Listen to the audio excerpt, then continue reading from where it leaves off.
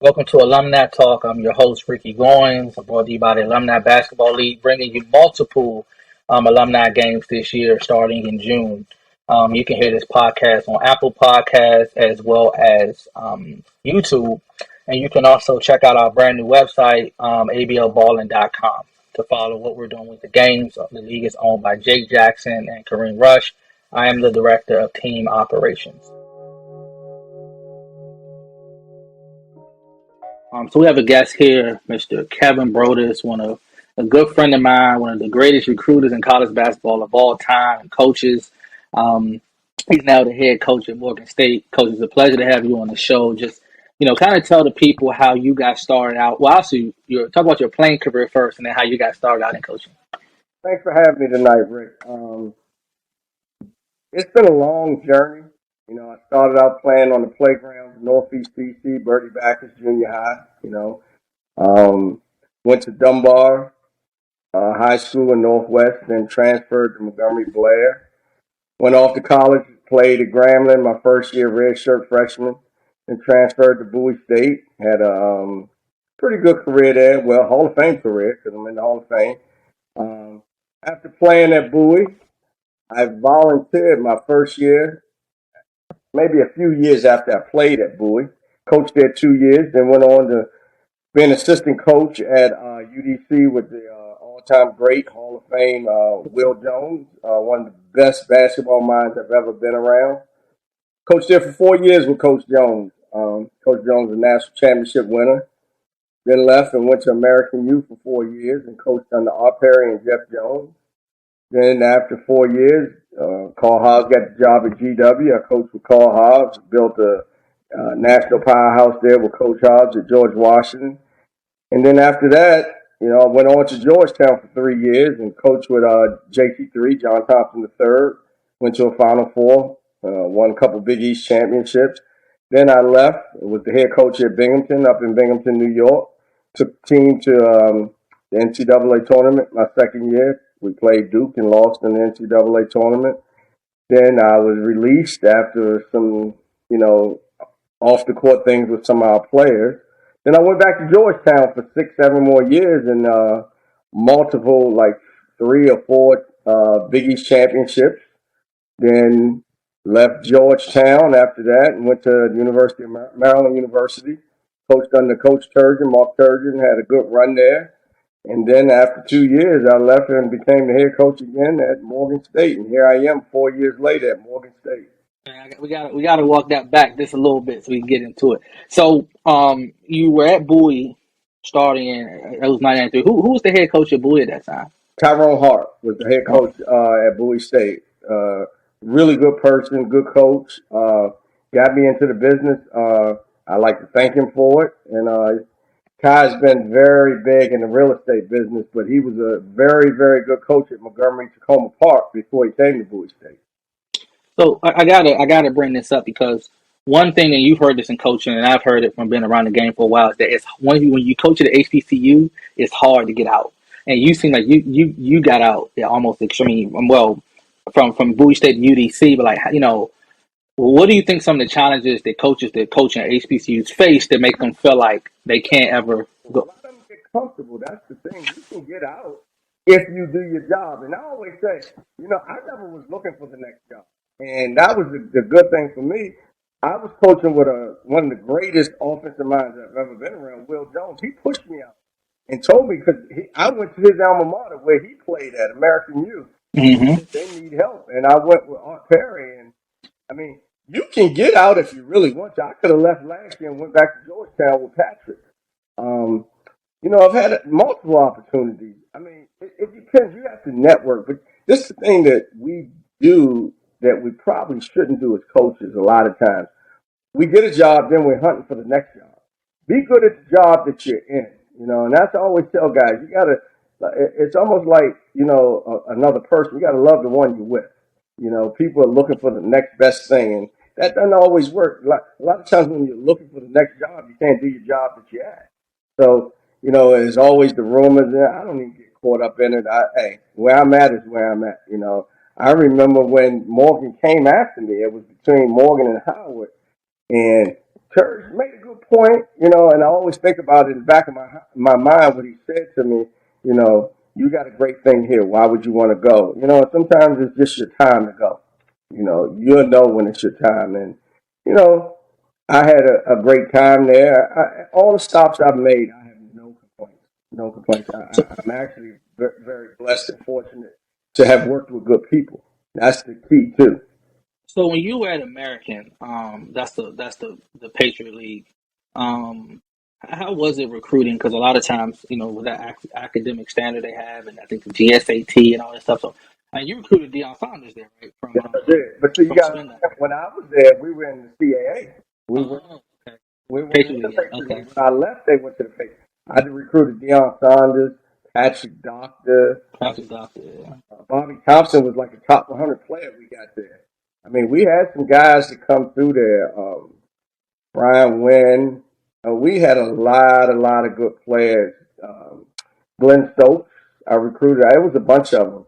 I'm probably missing at least 20 guys, but we had some really good players. And Patrick could have probably went to Alabama out of high school. It was just, and that was my early part of recruiting. I was fearless then, but I tell you, man, AU, we had talent there. Keith Gray, Sal Benet Kelly, he's big now with the overseas kids, the African kids. We had him.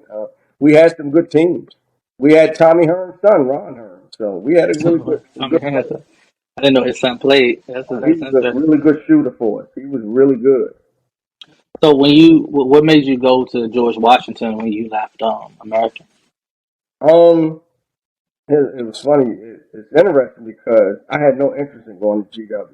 GW had a coaching change. I think it was Tom Penders was the coach, Penders, yeah. Hmm. and then Carl Hobbs came.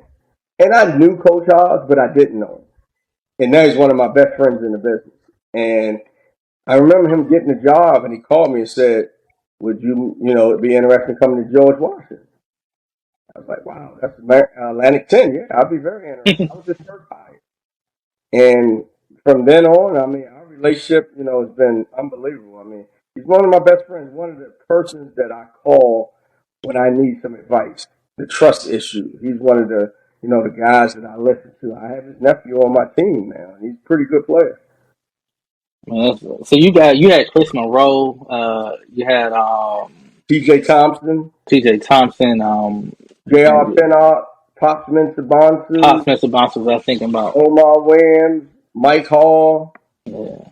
Regis. I mean, you can name it. LaFonte Johnson. People forget he was like when he came out of high school, he was like top 50, and he went to UNLV. We got him.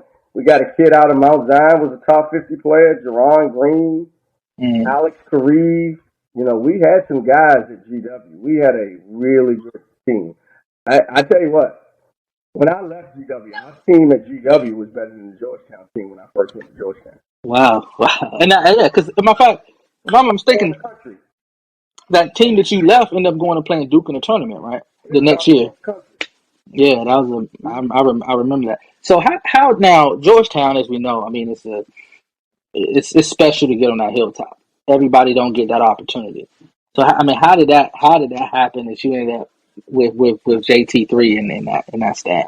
I tell the story. It was the funniest interview I ever had in my life. So you go to the Final Four. John had just got the job, and I knew the family from afar. I didn't grow up with them. I didn't. I like. It wasn't like a friendship, but we knew each other from afar. We had mutual respect, and I knew him. No, don't get it wrong. I did know them, and he gets the job. And one time at the Final Four, I get a call from Ronnie and said, "Would you like to go to dinner with us at the Final Four?" Sure. So I think it was Indianapolis. I can't really remember where it was. I met John, Ronnie, and Dad at Roof Chris. And we sitting there, we get in and come in. 2 minutes, 2 to 5 minutes after we get there, Ronnie and John just gets up and leaves. And it was just Pops and I. Now, as you know how Pops is a little different. And I knew him, but I didn't know him. And he went from 0 to 50 just like that. Motherfucker, MF, I don't. I don't trust you. I don't know you. And my son is like you and this, that, and the other. And I mean, just cursing me out. And this was like, soon as they got up and went, wherever they went. So I'm looking around the restaurant like, is this a prank or something, Because I'm sitting there like, you don't really know me, and I just sat there and I listened. I didn't say two words. I said, okay. So he said, what can you bring to the table, Georgetown, that we ain't done, all this? I was like, I can bring hard work. That's all I can bring, coach. And I didn't even know it was an interview. I just thought he was sitting there, I was going to dinner with them. And I mean, it went from, what have you done in the business? You never done nothing. And I'm sitting there, I'm feeling about this big, saying, why is this man going at me like this? So this went on for about 12 to 15 minutes, just him and I. And then I see Ronnie and Don coming back to the table, just laughing and smiling. So as soon as they sat down, everything was just normal. So I'm looking around like, what's going on? Like, is this a prank? So nobody even said anything no more about it. And then we ate dinner and I left. So I was kind of mystified, didn't know, didn't hear nothing from them that night. So Monday or Tuesday morning, I get a call from John, and it was weird because after that, I kind of like, damn, asking me, you think you want to work at Georgetown? I was like, yeah, why not? And I didn't know what to say because I still in the back of my mind was like, damn, what the hell was all that? And I was like, and come to find out, that was my interview. They just wanted to see if I was going to fold under pressure. He was tough enough, yeah. And I just looked at him like he was crazy. We laughed about it later on about it, man, coach. But that you got to understand and know Big Coach to understand how he is. A lot of people didn't know him like that or understood.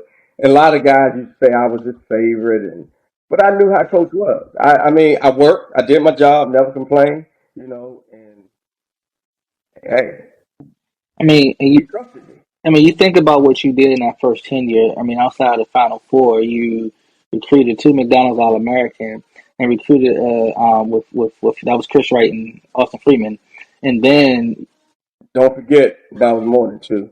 DeJuan was a Jordan done brand. one. He was.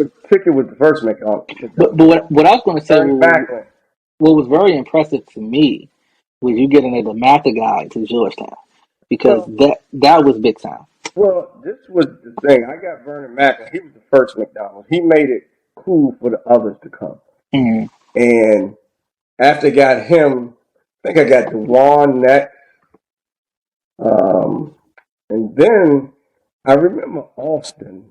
Austin was the props. Yeah, I got from that was major because even Pop said he never got a DeMatha guy.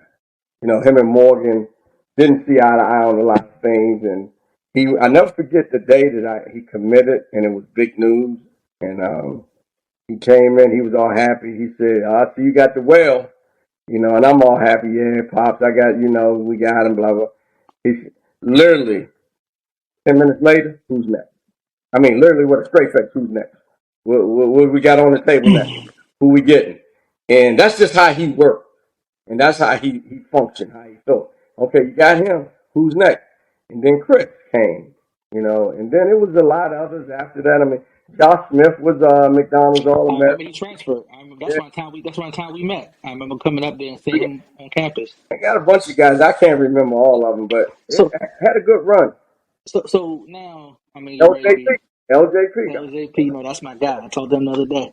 So you're looking at now. I mean you've done on every level, and it's time to become a head coach. Mm-hmm. So what schools through that time did you consider taking the job at, or who reached out to you at that time? The only school I really interviewed before Binghamton was not Wright State, school out of Ohio. Um, Bowling Green, no, wasn't Bowling Green. It was like maybe what Wright. Youngstown. Oh right, no. No, it was like Cleveland, not Cleveland State. It was one of those schools. I could see it's green and white. I remember interviewing there. I can't think of. It's in Dayton, outside of Dayton. It'll come to me. But I interviewed there, didn't get, and it was a good interview. Then I remember Binghamton was down to their last 5 people, and I got in late. And the AD said, "We got our 5, but we're going to let you in." And by the midday, I knew I had the job, you know, So you took them to the tournament for the first time, right? in school history. I mean, talk about not many coaches can say that. So, what did that mean to you, and what did that look like to take a school to the tournament for the first time? It was surreal. It was an unbelievable feeling. Just the challenges we had there, great facilities, but the people just didn't know. Sometimes you got to educate people on the way as you're doing things. And they didn't know what it took to, they wasn't ready for it, to be honest with you. And once we got there, everyone's eyes was wide open. They thought they could get there every year. And we as coaches think that. We think we can get somewhere every year, and it's hard. It's hard. I'm saying it now. We had one of the better teams early on in the league this year, Morgan, and then the injuries hit. Unforeseen. But Binghamton thought, yeah, this guy got us here. We can do this, and they've, shortcomings ever It's since. been a struggle ever since. Yeah, and But it's I mean, hard, man. It's really hard. So I take my hat off to coaches like just you look at the guy at Gonzaga. I take my hat off to him. my What few, he does every year, and certain coaches can do it. Like what Bill Self has done at Kansas to me is remarkable. I mean, he's dominated every year. yeah, It's insane, and it's hard in a high major conference. Yeah. people can say what they want to say, how good does things, but to win like that every year is remarkable to me. So when you're so going back to Georgetown, I know they were excited to have you back. Big coach called you and said, "Come on home," or It's funny. I was going to go to Texas Tech with Gillespie. And I oh, remember John called me and said, "Hey, man, let's go to lunch tomorrow." And it was right after the Final Four. I had interviewed with Gillespie at the Final Four. And I was going to go to Texas Tech. And it worked out. And he said, "Look, I'm going to create a spot, special assistant. Would you be interested?" And at that time, money wasn't the main factor for me because Binghamton still had to pay me because I had just signed a 5-year contract. And I was like, fine, because I was familiar with it, and those were my guys. So I went back, and all was good for me. Big coach was, he was behind it. I know he was. You know, I'm not too sure some of the administrators that was there wanted me to come back because they thought I was when somebody gets and they looked at it like I got in trouble, and I really didn't. And someone was looking at me sideways. But one thing I like about Georgetown, they got vision, especially the president. Jack DeJoy is one of the best presidents ever.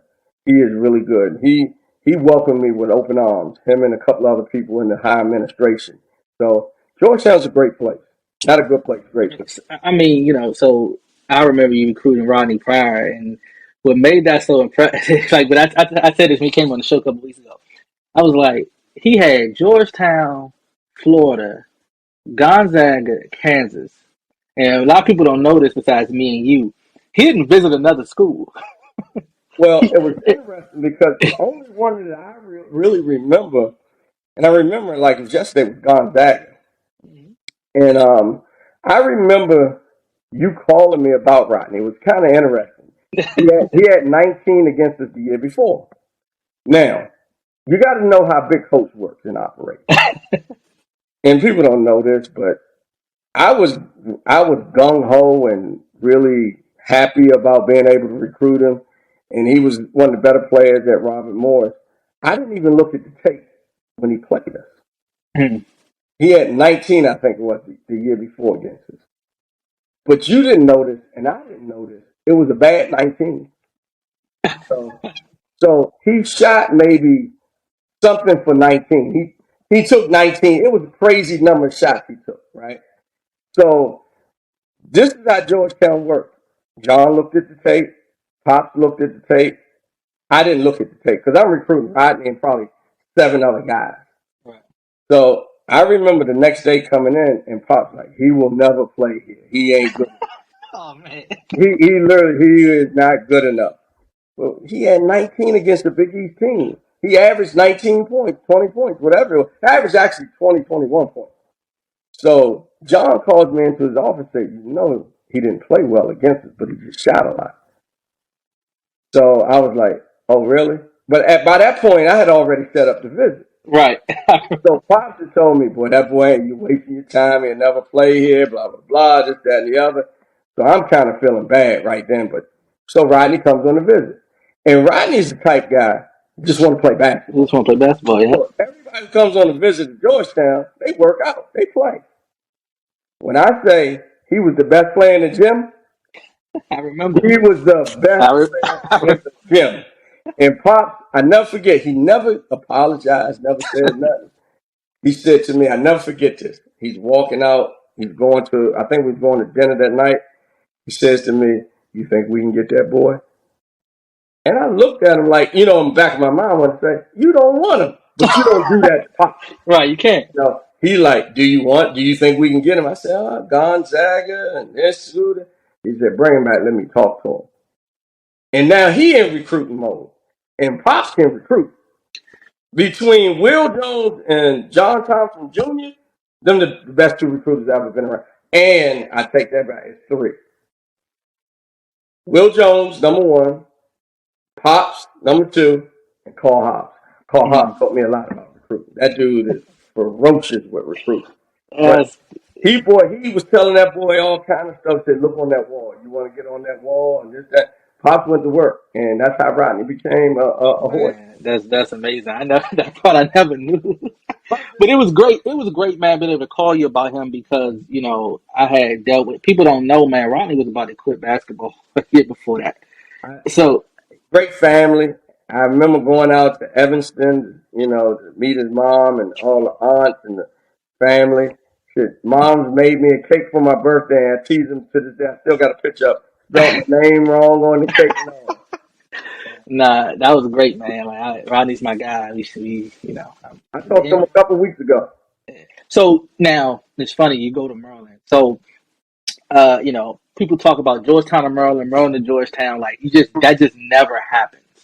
So I mean, what was that like going from the hilltop to the suburbs to College Park? It was a great experience. And one guy did it before me, Chuck Dizelle.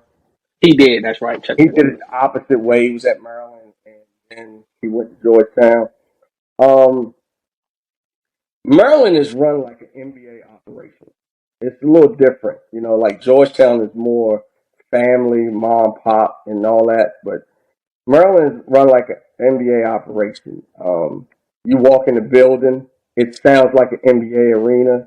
A lot of the stuff around there, what they have done, what Gary had done before was incredible. Maryland's a great place, just like, the fans are the fans are interesting. They're overzealous, but they're passionate, and you got to respect that. They're very passionate about the brand out there in College Park, and I understand it. I get it. It was a great experience for me working under Mark Turgeon. The beauty of it, like I tell people, in all my 30 plus years of coaching, I've only worked with two white guys, and I have to say they're two of the best white guys I ever met. Jeff Jones and Mark Turgeon. And I think personally, and I said this and I go on record and say this, I don't think the people at Maryland appreciated Mark Turgeon as much as, they done others. Yes, he's a Midwesterner, but he's a good man. He's a good man. I mean, I got all the respect in the world for that man. And he knows He won a lot of games. People don't always talk about that. He won a lot of games in Maryland, I'm gonna tell you and something. He has won a whole lot of games. He will coach again. oh, definitely, I definitely no doubt. And he Respect, for him, and we like Kevin Anderson. I take my hat off to him. He was the AD that hired me, and I remember coming from Georgetown. The interview that was different. Turkey came to my house and asked me, no, he said, and I can't remember what I had on the table. He said, would you not consider working at Maryland? I know what you had on the table. Yeah, Kansas on the table. People, I don't know, but anyway, I said, yeah, I never crossed really my mind because being at Georgetown all those years. But when he came, I was like, let me think, yeah, I mean, why not? And he said, I never forget. He said, "This is what we pay," and I was like, "Whoa, really?" and that's why I take my hat off to guys like Bino.